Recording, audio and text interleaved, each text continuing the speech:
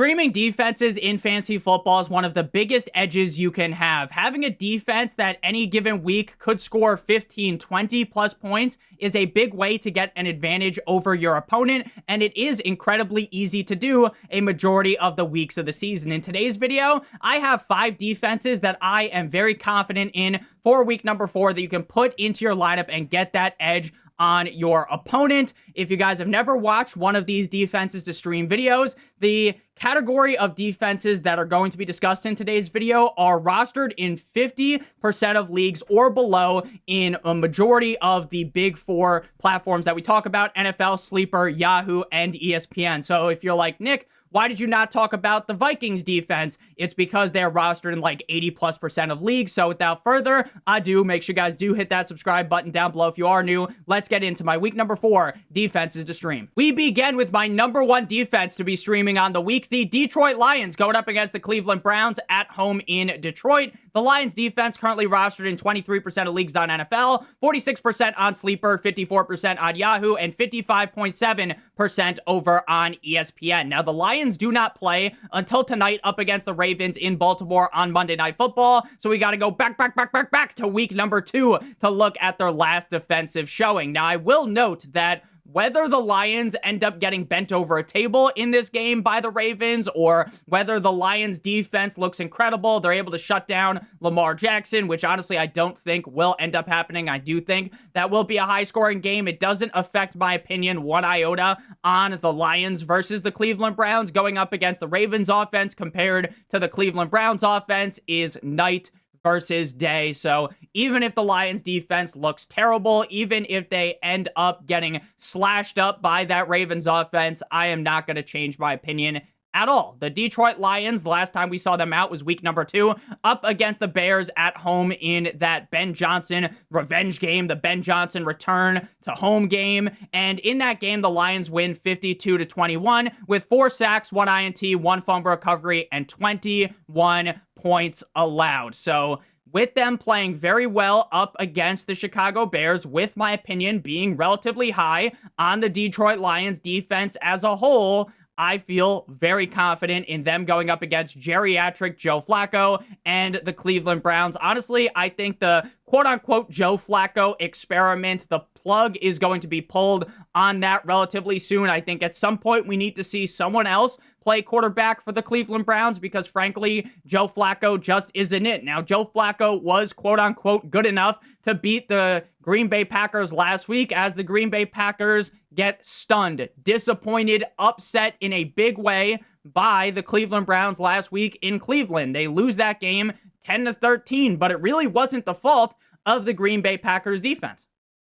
Sure, maybe they'll look back at it and be like, oh, we missed some opportunities to get some extra sacks on Joe Flacco. We missed some opportunities to get some interceptions, to make some big plays, to make the players on the Browns fumble. Maybe they look at it that way. But as just someone that is watching the game, I don't know how you can even reasonably blame the defense. They got 2 sacks, 1 INT. They allowed 13 points. If you're the Packers team that has a competent offense, you can't just score 10 fucking points and expect to win games in the NFL. Does it happen? Of course. But when you have an offense with the capability of Jordan Love Me Tender, Love Me Sweet, and all of the weapons around there, you should be able to score more than 10 points up against the Cleveland Browns, and ultimately, that just was not the case. So while the Browns might be riding a high, while they got that nice W, they got that quote-unquote positive momentum, I expect the Detroit Lions to absolutely shut the door on that this week. I expect the Lions defense to be all over Joe Flacco in this game, and I think the Lions will end up being one of the top 3 defenses on the week by the end of the week. Now, the Lions are one of the defenses in today's video that are not just startable this week in week 4, but also startable next week because they play the Bengals next week in Cincinnati. And based on how Jake Browning and that offense looked in week 3 up against the Vikings, you should feel incredibly confident rolling out the Lions defense in week number 5. Moving now to my second defense here. If you guys have enjoyed thus far, make sure you hit that subscribe button down below if you are new. And whether you are new to the channel or not, make sure you leave a like on today's video. It helps me out a ton. So the Washington Commanders going up against the Atlanta Falcons in Hotlanta this week. 16.7% roster on NFL, 43% on Sleeper, 18% on Yahoo, and 13.4% on ESPN. Last week, they go up against the Las Vegas Raiders at home in Washington. They win that game 41-24. And ultimately, while the Las Vegas Raiders, Geno Smith, they score 24 points in that game, it never really felt like the Commanders were going to lose that game, and they didn't even have Jaden Stormy Daniels in this game. They had Marcus Mariota under center. The Commanders' defense definitely not as good as the Detroit Lions, but ultimately, I don't really care how good the Commanders' defense is when you got a matchup like the Atlanta Falcons, right? So the Commanders defense, 5 sacks, 24 points allowed. We just saw the Carolina Panthers defense make Michael Penix look like a blind man out there. Did you guys know that Michael Penix has not won a single game in his NFL career where the opposing team scored more than 7 fantasy points? So the second you get a touchdown and your kicker makes the extra point, the game is finito in the eyes of Michael Penix Jr. The Carolina Panthers win that game 30-0. Goose egg for the Atlanta Falcons. Even with Bijan, even with Drake London, even with Kyle Pitts, and even with the offensive line that I don't think is all that terrible, they cannot get it up. Michael Penix, his Michael Penis, wasn't working too well. 2 INTs, 1 fumble recovery, 1 touchdown, and 0 points allowed. Again, I don't think the Commanders have an elite defense. I don't think the Commanders have one of the best defenses in the NFL. But when you are beating up on a offense that is as bad as the Atlanta Falcons, good things are going to happen. The Commanders face the Chargers next week in Los Angeles. Justin Herbert, the pervert, and the Chargers offense look incredible. So with the Commanders defense being one that I don't super believe in, with them not being one of the best defenses in the NFL, when you're going up against an offense that has that much boom, boom firepower as the LA Chargers, there is no reason to get cute and roll the dice with the defense next week in week 5. Next up, we got the defense of the offense we just talked about, the Los Angeles Chargers going up against the New York Football Giants in MetLife.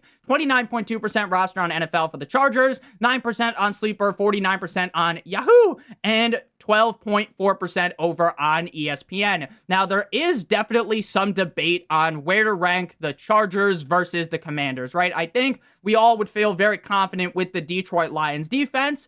After that, I think the Commanders versus the Chargers, there is some debate, especially since the Chargers are going up against a offense that looked incredibly bad on Sunday Night Football up against that Chiefs offense. But again, maybe you think Russell Wilson will turn back the clock to week number 2, so you want to rank the Chargers below. Again, to me, it's like 50-50. It's a coin flip. If you're like, Nick, I like the Chargers defense better than the Commanders, I'm not going to argue with you if I'm being honest with you. The Chargers defense didn't look great last week up against the Denver Broncos, but the Denver Broncos, Bo Nix, Sean Payton, right, that is a significantly better offense compared to what the Giants are rolling out. I don't love to use the term hospital ball because I think the term hospital ball is incredibly overused across TikTok, Twitter, social media.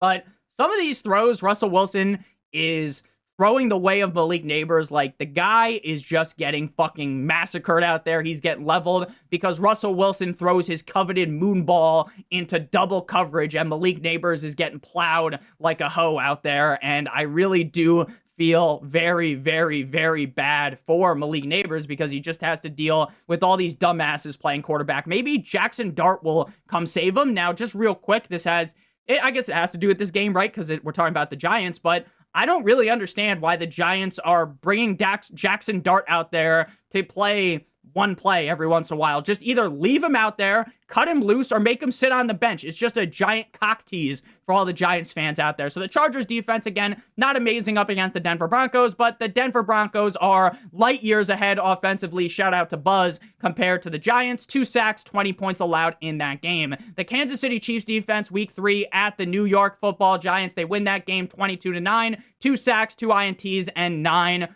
points allowed. The Chiefs defense definitely solid as well, just like the Chargers defense. So you should feel very confident in all of these top 3 defenses for week number 4. And honestly, while the waiver wire that we're going to be talking about a little bit later is definitely very shallow, it's the kiddie pool of waiver wires so far this season, the defensive position, the DST for week number 4 is incredibly deep. The Chargers face the Commanders in week 5 at home in SoFi. So if Jaden Daniels for some reason isn't back, then maybe you give the chance to roll the dice with the Chargers defense, but honestly, Marcus Mariota looked good enough that I probably wouldn't even risk it in that game. So the Chargers, as well as the Commanders, great in week number 4. Week number 5, not so much though. Moving to defense number 4, we got the Arizona Cardinals going up against the Seattle Seahawks at home in Arizona. 35.6% roster on NFL, 26% on Sleeper, 20% on Yahoo, and 27.9% on ESPN. Before we get on into the Cardinals defense, as well as the 5th defense to stream on the week, I would like to give you guys a quick word for our friends, our partner over at Underdog. If you're brand new to Underdog and sign up using promo code Notorious, or by clicking on the link in the video description, you will get a free pick plus a first time deposit offer of up to $1,000 in bonus funds, as well as if you play $5 in the pick'em, you'll get an additional $50 in bonus funds. How the pick'em works on Underdog is incredibly simple. You pick at least 2 players, they're higher or they're lower, and if both the picks hit, you get paid. If you do multiple other picks, then the payout will be higher. So make sure you guys do check out Underdog, promo code Notorious, or by clicking on the link in the video description. They have an app over on the App Store, and you can also use their website linked down below. So the Arizona Cardinals going up against the Seattle Seahawks. Now, the Seattle Seahawks did just put belt to ass up against the New Orleans Saints defense. Week 3, the Saints defense in Seattle, they lose 13-44, 1 fumble recovery, 44 points allowed. Not a fun day at the office for the Saints defense. But, and this is a big but, shout out to Len the Plug, when we get to a matchup going up against the Cardinals defense versus the New Orleans defense. We've said this a lot in this video, but it really is night and day. I don't really think the Cardinals defense is really all that, right? But they're not the best thing since sliced bread, as the old heads would say, but they're good enough up against Sam Darnold and the Seattle Seahawks to cause turnovers. The Cardinals defense has been solid at doing that so far this season. They did just lose to the 49ers in Santa Clara 15-16, but I get it's Mac Jones, it's not Brock Purdy, but if you can hold a offense down that has Christian McCaffrey, Ricky Pearsall, Mac Jones is a competent backup to scoring just 16 points, and getting a sack, getting an interception, getting a safety, and just 16 points allowed, you should feel very good about the Cardinals defense going up against Sam Darnold, who again, sure, last week he let his nuts hang up against the Saints, but the prior 2 weeks up against defenses that weren't in the absolute shitter, Sam Darnold didn't look all that great. So again, while the Seahawks are riding an incredible high, and while the Cardinals did just take an L where Kyler Murray and the offense kind of wasn't playing that well, James Conner ultimately gets hurt, I still do feel very good about the Cardinals defense in this spot, though I will note that when you're comparing the top 3 defenses to the 4th and 5th defense, I would feel significantly more confident rolling one of those top 3 defenses out. So the Lions would be like in the S tier, the Commanders and the Chargers would be in the A tier, and then there is a fall off into the B tier here with the Cardinals going up against the Seahawks. Now the Cardinals are one of those defenses that you feel very good about going into week number 5 with them, and you may have been just playing the Cardinals through the start of the season at this point. They play up against the Titans in week 5, which is just a great matchup, a wet dream matchup for defenses. So you should feel incredibly confident firing them up next week. So as long as they do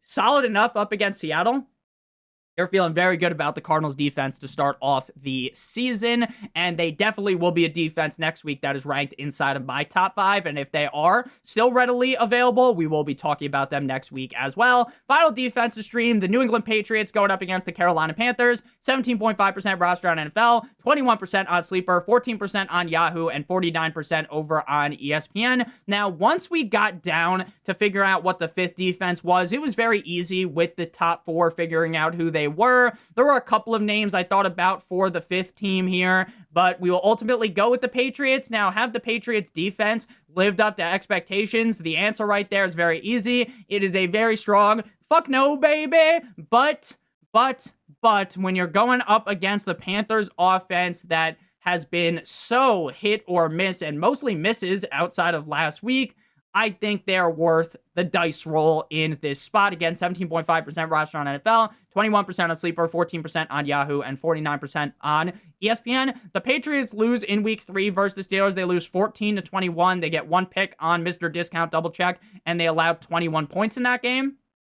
Not really a game that's necessarily on the fault of the Patriots defense. Sure, they could have played better, but Demario Douglas really sold that game up a river. Instead of just, taking a few steps to get the first down at the end of the game, instead, he just goes backwards. He tries to go, the opposite direction, and it doesn't work, and they don't get the first down. So, real smart play out of Demario Douglas. Just a real genius thing. Again, I get, Nick, he's a young player. He's in his 2nd year. You got to fucking know that you got to go past the sticks in that scenario. It just doesn't make sense to me. It just doesn't add up. You're trying to be a superhero. You're trying to put the cape on, trying to become Clark Kent, instead of just getting the first down. But I'm a Patriots hater. I'm a Dolphins fan, so I'm glad that happened ultimately. The Atlanta Falcons defense versus the Carolina Panthers in Carolina. They just got cream pied in that game. They lose 0-30, 1 sack, 1 fumble recovery, 24 points allowed. But I don't think you should really sit here and take, a 1-game sample size and just be like, okay, the Carolina Panthers offense is back. I hope they are.